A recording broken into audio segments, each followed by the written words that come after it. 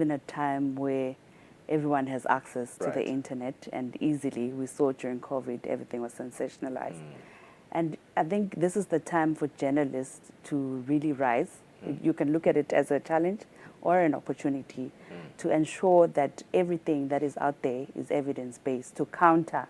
It's such a huge responsibility on media to ensure that we are well-informed, citizens are well-informed.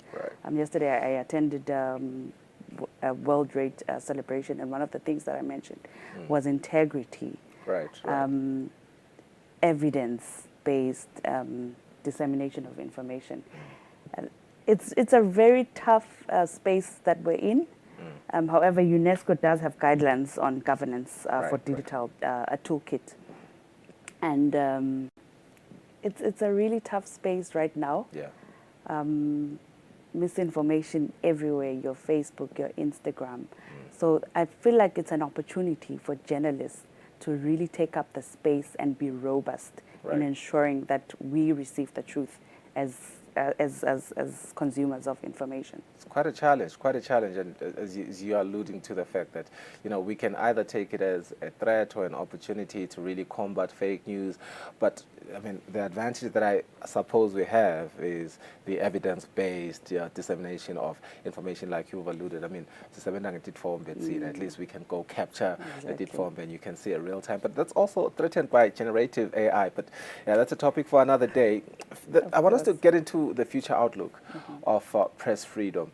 As you know, as it is right now, we are seeing how threatened it is, and what we can appreciate at least is the efforts made by UNESCO, made by the United Nations, made by media houses and governments. You know, that collaboration, I think, is quite critical in making sure that while it is being confronted as it is, that harmonization, at least we can still work together and provide factual information. Let's talk about the future outlook, though, because like I've alluded to the fact that there's, you know, the advent of generative AI now. Somebody can literally make you, as Lwandle, as you look right now, even the same dress, same chair, say something that you didn't even say.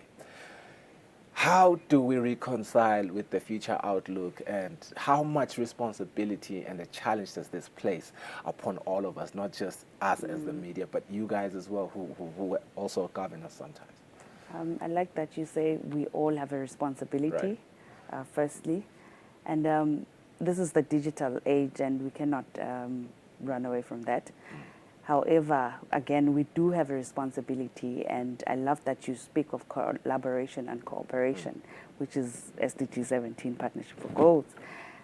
We really have to find ways to combat such things as artificial intelligence. It's not all bad.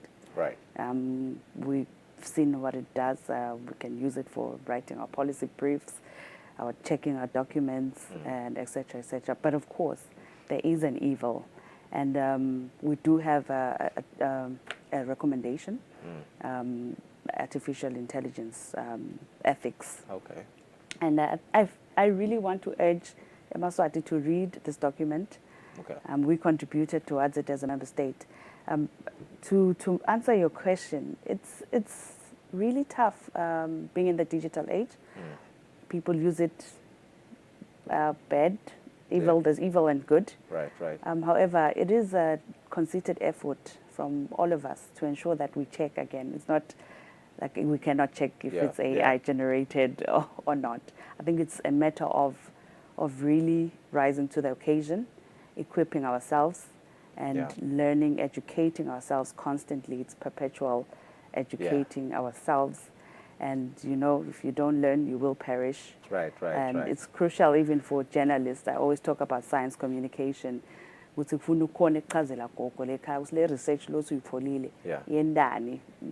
order to change mindsets.